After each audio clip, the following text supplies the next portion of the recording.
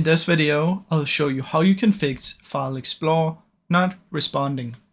What you want to do is you want to come here and search for Task Manager. Under Task Manager, go to Processes, click on File, Run New Task. In here, click this one. Then you want to search for Explorer. Press OK, and it should open up File Explorer. Now, once you're in here, what you want to do is you just want to keep this. Let me just make it smaller. Then what you want to do is you want to come in here and you want to find the Windows Explorer one. You want to right click on it, Properties. And then from in here, what you want to do is you want to come and go to Advanced right here. Under Advanced, you want to make sure that these two are ticked and these two are not ticked.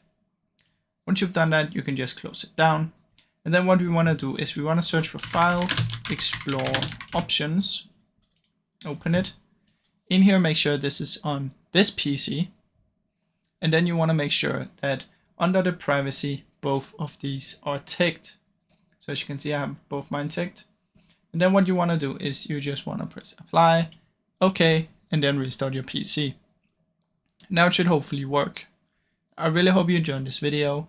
If you did, please leave a like and subscribe, as it helps me out a ton.